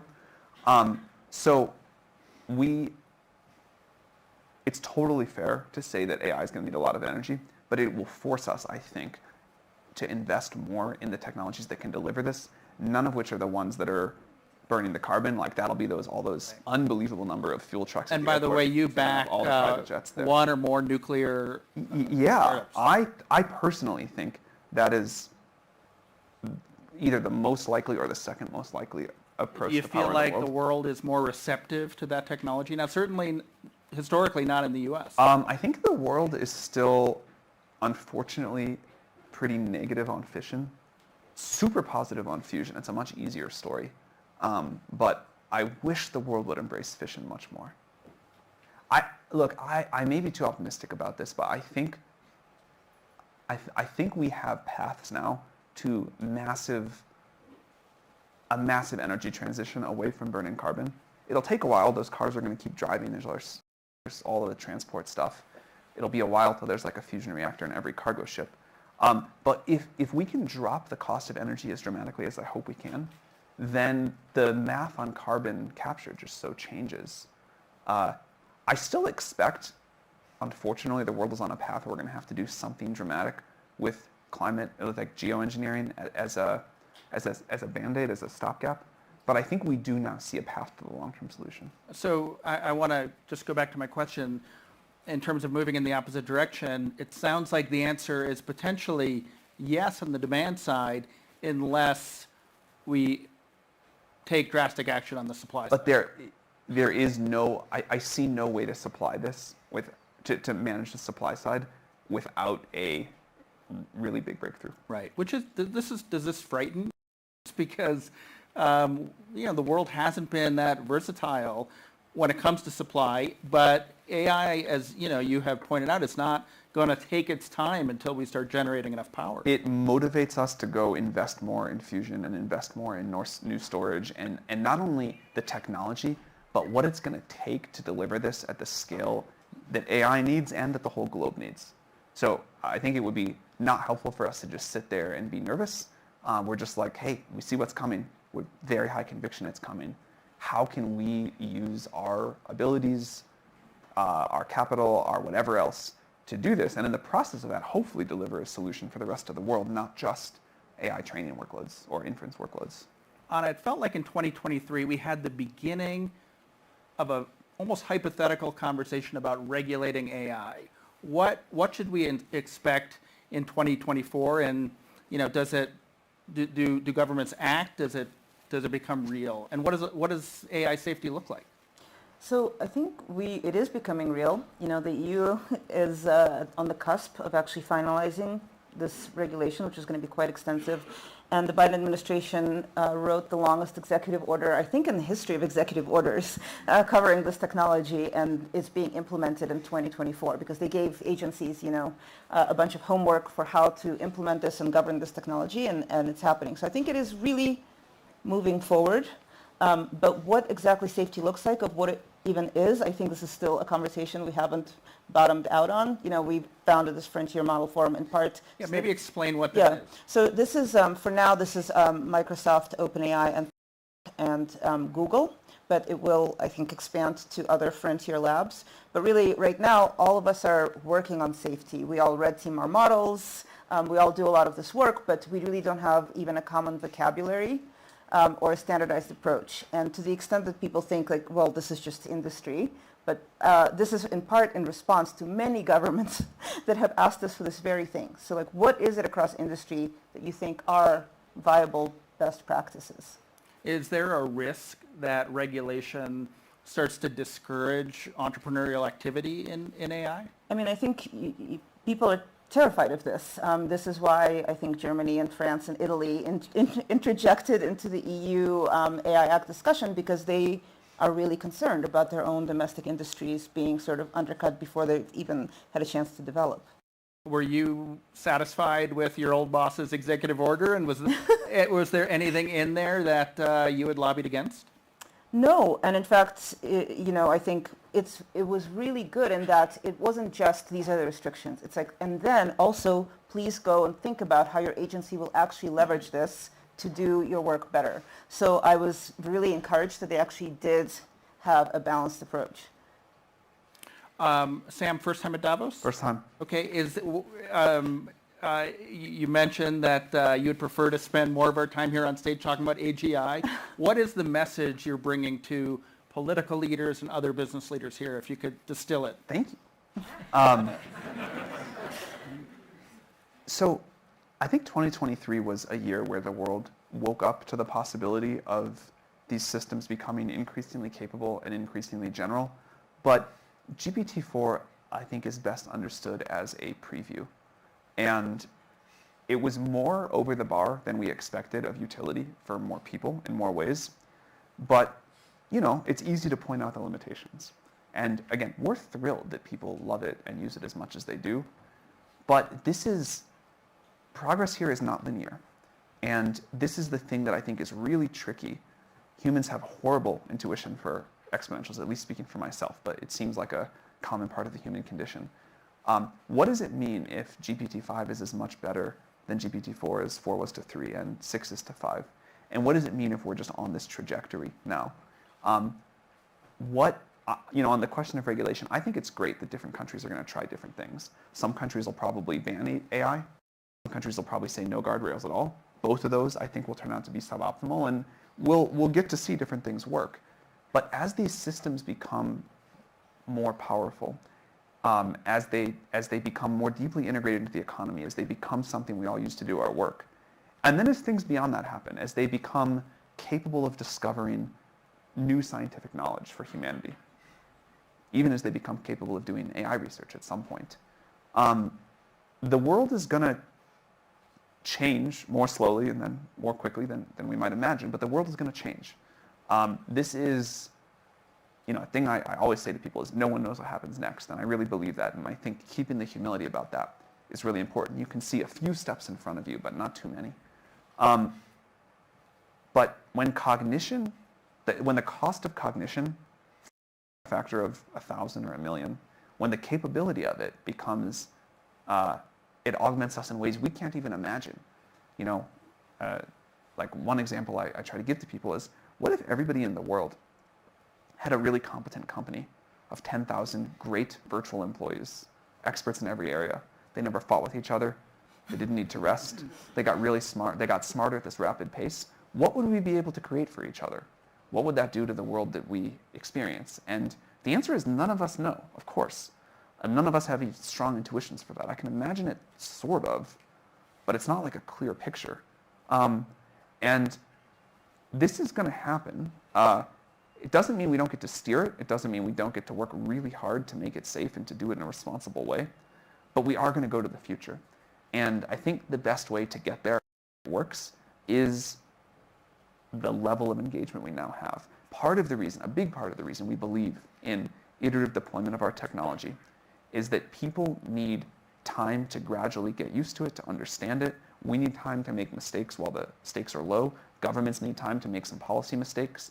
And also technology and society have to co-evolve in a case like this.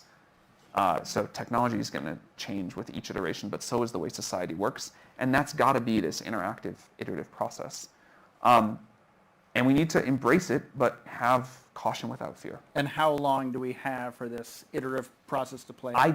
I think it's surprisingly continuous. I don't, like, if I try to think about discontinuities, I can sort of see one when AI can do really good AI research.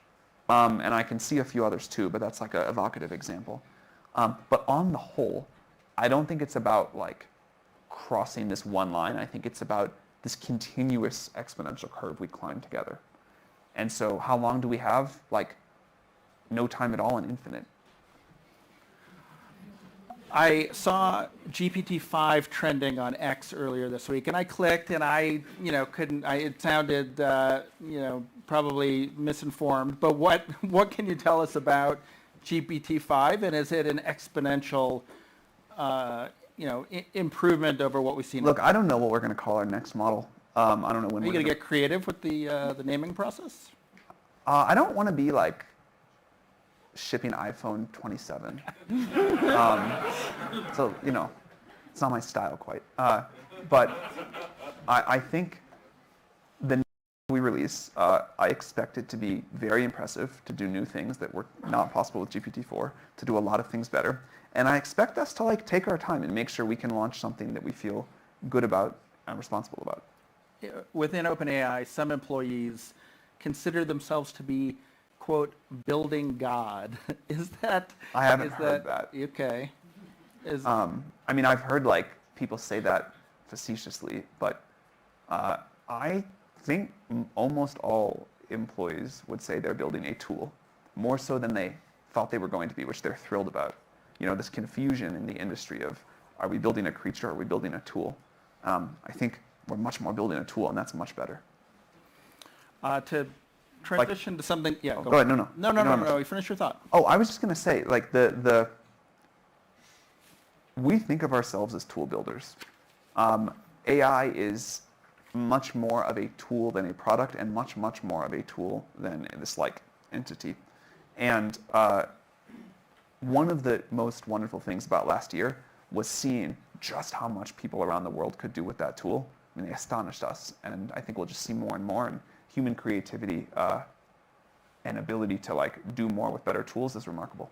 And before we have to start wrapping up, there was a report that you were working with Johnny Ive on an AI-powered device, either within OpenAI, perhaps as a separate company. I bring it up because CES was earlier this month, and AI-powered devices were the talk of the conference. Can you give us an update on that? And does AI bring us to the beginning of the end of the smartphone era? Smartphones are fantastic. I don't think smartphones are going anywhere. I think what they do really, really well, and they're very general. If there is a new thing to make, I don't think it replaces a smartphone in the way that I don't think smartphones replace computers. But if there's a new thing to make that helps us do more, better, in a new way, given that we have this unbelievable change, I don't spend enough time, I think, marveling at the fact that we can now talk to computers and they understand us and do stuff for us. It is a new affordance, a new way to use a computer. And if we can do something great there, a new kind of computer, we should do that. And if it turns out that the smartphone's really good and this is all software, then fine. But I bet there is something great to be done. And the partnership with Johnny, is that an OpenAI effort? Is that another company? I have not heard anything official about a partnership with Johnny. Okay. Anna, I'm going to give you the last word. As you and Sam meet with business and world leaders here at Davos, what's the message you want to leave them with?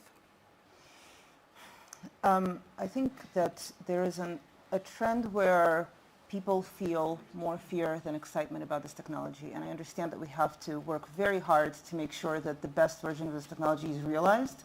But I do think that many people are engaging with this via the leaders here, and that they really have a responsibility to make sure that they are sending a balanced message so that people can really actually engage with it and realize the benefit of this technology. Can I have 20 seconds? Absolutely. One of the things that I think OpenAI has not always done right, and the field hasn't either, is find a way to build these tools in a way and also talk about them that don't don't get that kind of response. I think ChatGPT, one of the best things it did is it shifted the conversation to the positive, not because we said, trust us, it'll be great, but because people used it.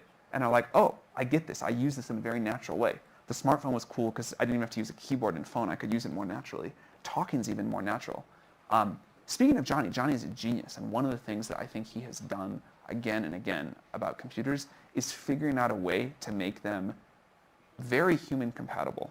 And I think that's super important with this technology, making this feel like not this mystical thing from sci-fi, not this scary thing from sci-fi, but this new way to use a computer that you love and that really feels like, I still remember the first iMac I got and what that felt like to me relative to any computer. It was heavy. It was heavy, but the fact that it had that handle, even though as like a kid it was very heavy to carry, it did mean that I was like, I had a different relationship with it because of that handle and because of the way it looked. I was like, oh, I can move this thing around. I could unplug it and throw it out the window if it tried to like wake up and take over. That's nice. And I think the way we design our technology and our products really does matter. Well, we look forward to a handle on the OpenAI phone. There's no handle on that. Sam and Anna, we feel so privileged to be one of your first stops here in Davos. Thank you both for joining us. Thank you for having us.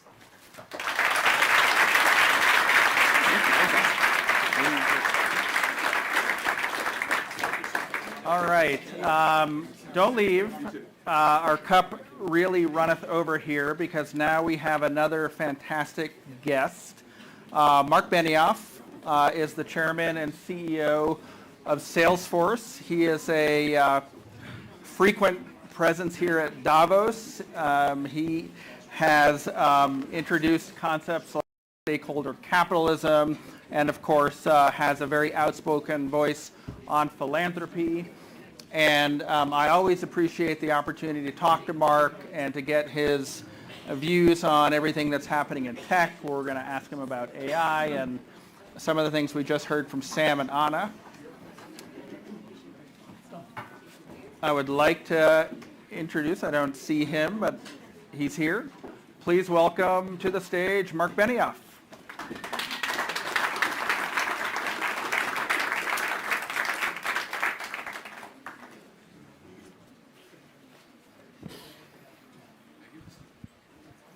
Hey, Mark.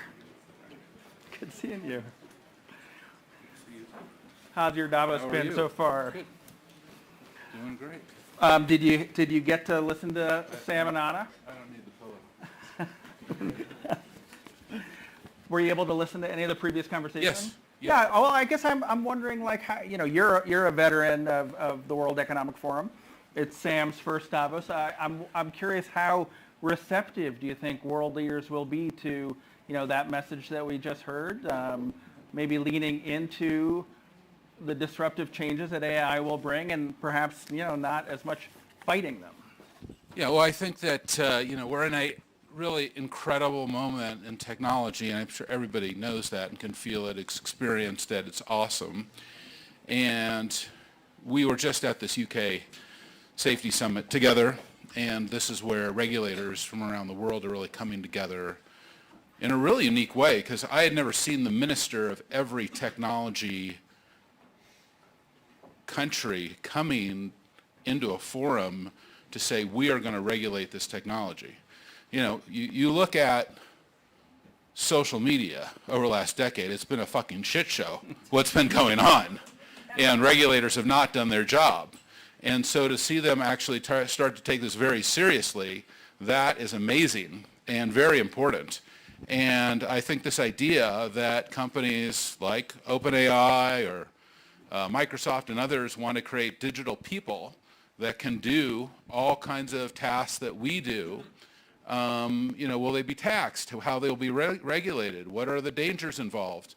All of these kind of important questions. At the same time, we want to have these incredible benefits of AI that we're all experiencing: better healthcare, better education, augmentation of our. Yep.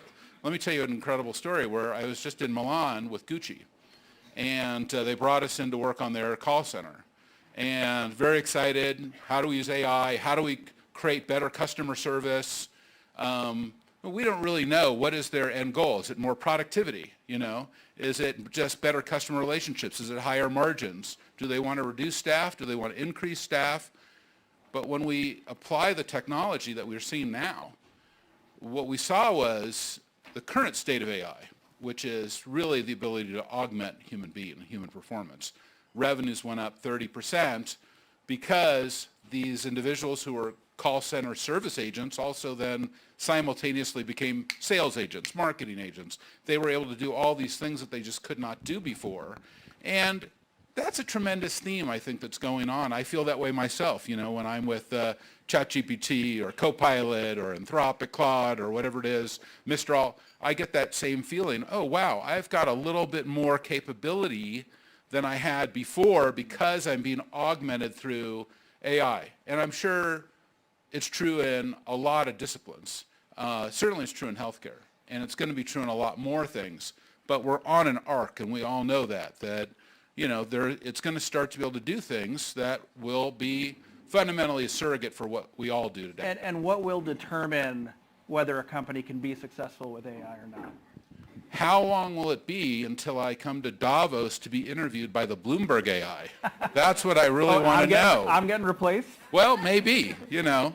I mean, we've been doing this together for a long time, right? What, couple decades, few decades? I'm not that old, but okay.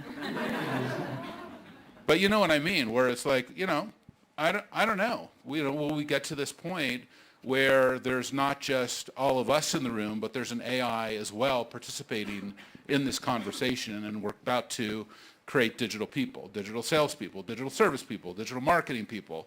And, you know, certainly we can see it in radiology already. You know, I had a CTA scan, you know, where they look at your heart with a CT scanner. Over the last 15 years, I've had 3 of them. Everything good? Everything's good. Great. But what's interesting was 15 years ago when I did it, the guys who did it in LA, who kind of invented calcium scoring and all that kind of stuff, they were there looking at the screen, et cetera, and then the computer comes out and says, gives a number like 6, 5, 4. Then, 5 years ago, it was actually quite a bit better, and the CT scan got a lot better. And last year, it was amazing. But then they took the scan from last year, put it into this new software product, and they got the same result as if the radiologist was reading it there. And I think that is very interesting because, hey, I can go to an incredible scanning center in LA, but think about all the places in the world who may not have that top flight radiologist. Now they have it. That's a level of democratization and equanimity made possible by AI and technology that we just don't have before, and it's a digital radiologist. So yeah, we're going to have government step in. We're going to have partnership. It's going to have to be a multi-stakeholder dialogue, and we're going to have to get to a higher level when it comes to AI, and we're going to have to visualize the future and think about what's going to happen because, as Sam likes to say, we don't really know what's going to happen next, but we all saw Minority Report. You know, we saw War Games. We know about HAL. You know, we saw the movie Her. It doesn't take a rocket scientist to fill it in. A lot of people who are in this room could come in here and sit in this chair and kind of give their prophecy on AI because we've all been living this, you know, in science fiction is becoming a reality. Right. And that's what's really interesting. And I think we should just admit, wow, this is really amazing. And we don't completely know. Well, so, you know, turning away from sci-fi and projecting based on what you know, what's your current thinking about the extent of the coming disruption to labor markets? And do you worry about the potential kind of political ramifications of dislocation and what that might do to the political process in terms of fueling candidates that might take advantage of dissatisfaction? I think that when I just got out of a meeting with 200 CEOs for the last 4 hours, and you know what CEOs want is they want more margin, they want more productivity, they want higher value customer relationships. These are the 3 things that universally every CEO wants. Now, you know, how are they going to get it? Okay, what will it do for them? Well, they're going to get it through this kind of incredible AI technology. That's why we're feathering it into all of our apps and our platform. So our Einstein product, which already does 1 trillion AI transactions a week, both predictive and generative, well, that technology, it must augment our customers' employees and their customers as well. So whether they're doing commerce or sales or marketing, whatever, augmentation of the human experience, this is a tremendous opportunity that's at hand right now. So that radiologist who's reading that scan can be there going, has a partner next to them, which is that AI. And that idea that we can be augmented, or that Gucci, service rep is now being augmented by that AI. And that is what we're really seeing as the opportunity in today's present moment with the current generation of AI. With the current technology, it's really about human augmentation. We can do a lot to augment human beings in these incredibly powerful new ways, and we should focus on that ourselves. For our kids, we can give them incredible, tutors that are helping as long as the human remains in the loop. Because as we all know, these things lie pretty bad. Oh, they call them hallucinations to kind of taper it down.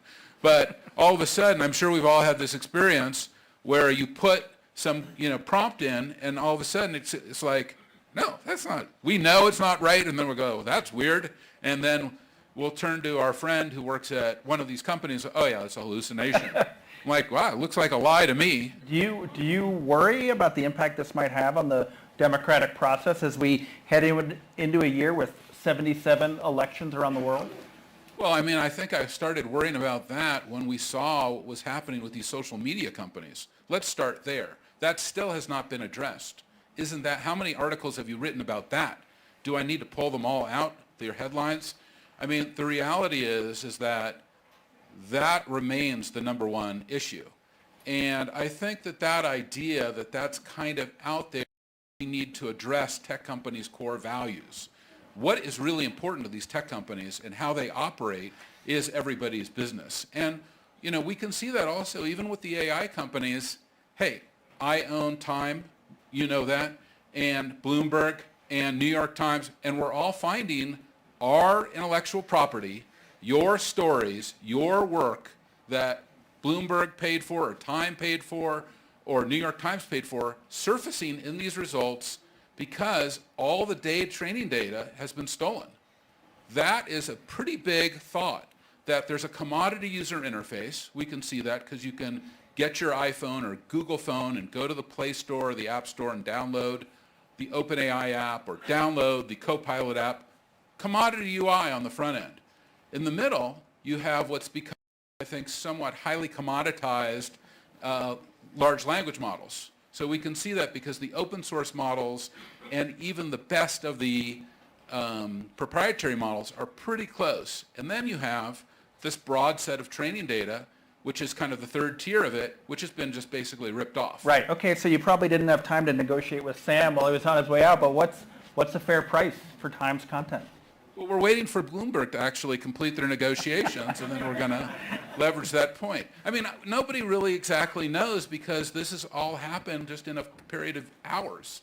We saw that Axel got a deal, and we see New York Times is suing, and I don't know what Bloomberg is doing, and I don't even know really what Time is doing. But I know that, if you're going to use this data, I think that probably there's a pretty great company to be built on a standardized set of training data that lets all these companies play a fair game and let the content creators like yourself get paid fairly for their work.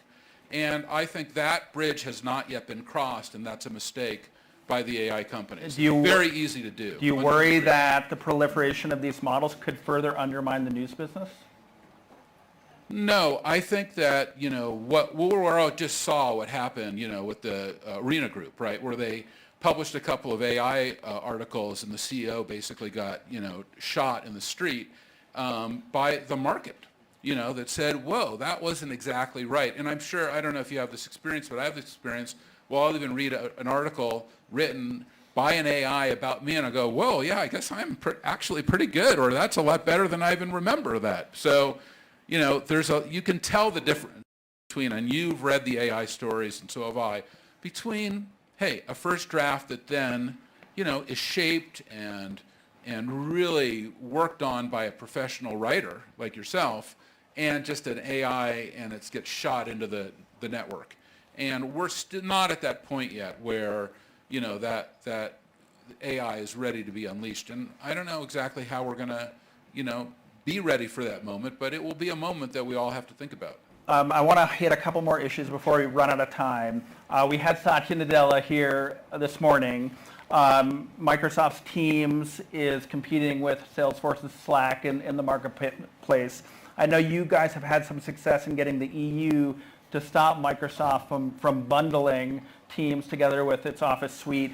Do you think Microsoft now, I haven't checked the market today, but perhaps the most valuable company in the world, that there should be more attention on Microsoft and its practices in terms of bundling software? Well, this all happened way before we bought Slack, which is that Microsoft, of course, has a multi-decade history of bundling products and new initiatives into core products where they have a monopoly to achieve market share in new places. And we all know those stories. The Netscape story, and many other stories.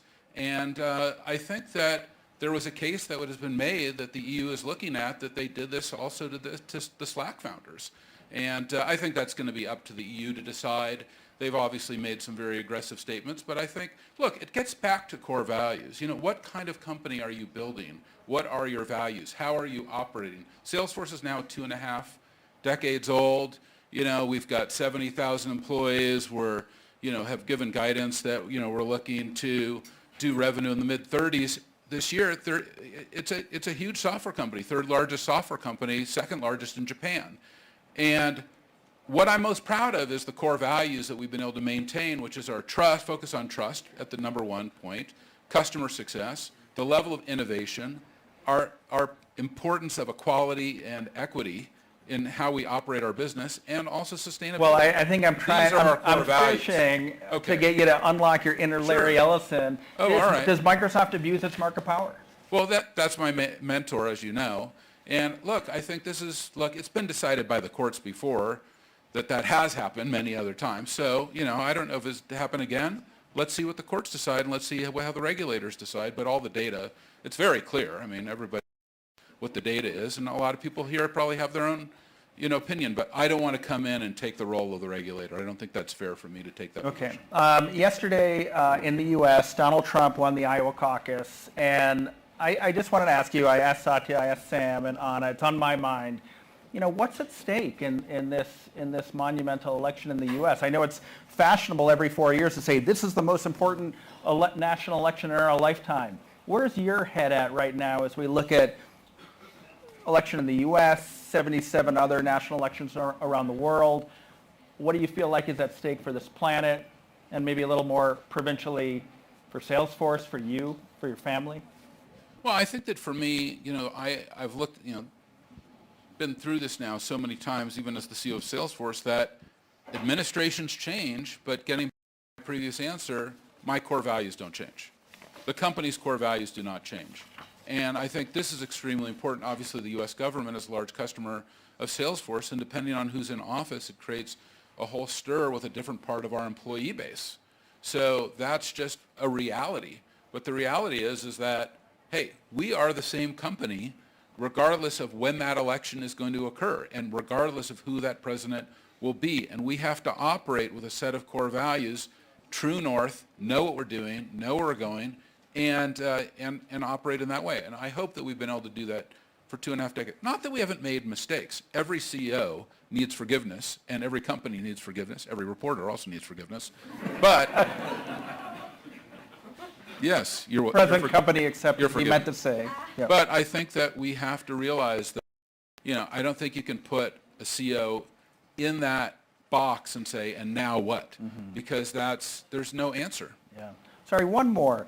Have you been surprised at the level of pushback's not the right word, by some voices in Silicon Valley against DEI, ESG? It feels like a vocal tide that's rising. Maybe I'm checking Twitter too often, but I know you're spending too much time on Twitter. Yeah, no, I am, and I'm trying to cut back. But I think I had to put a timer limit on myself, so what is going on, and how are you reading the room right now in terms of these kind of counter movements against diversity, against ESG? Yeah. Let me tell you how I look at it, which is obviously I have lived it, and should we pay women the same for what a man gets paid? Let's start there.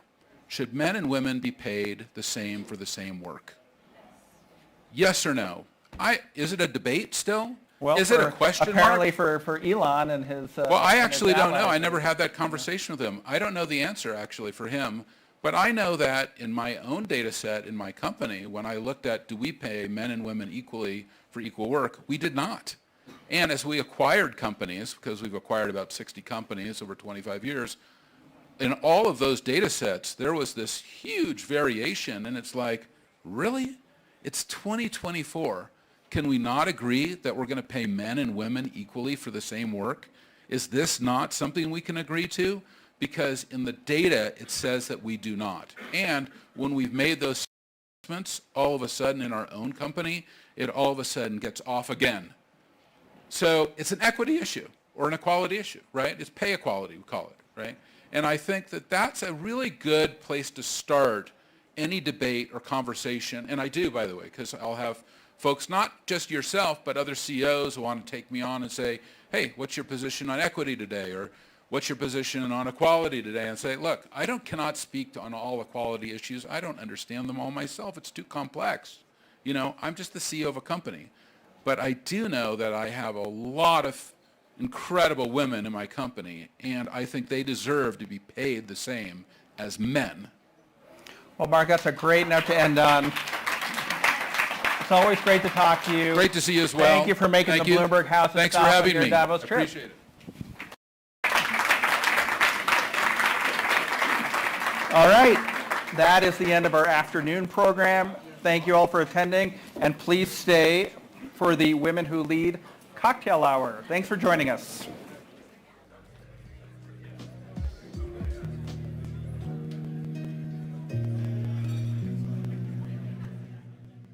Are you leaving me?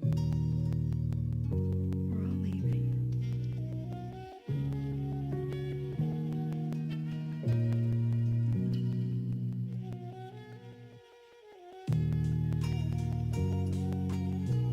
You feel me with you right now.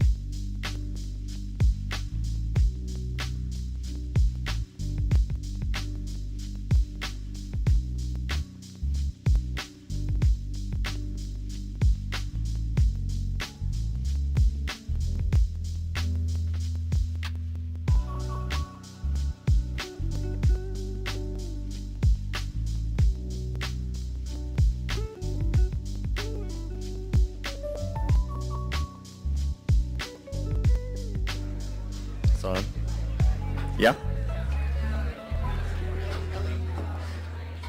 Everyone, sorry if I could just encourage you, thank you for coming, but please leave, because we're going to flip this room so that we can have our Women Who Lead cocktail party soon. So we need everyone to exit for now. Thank you.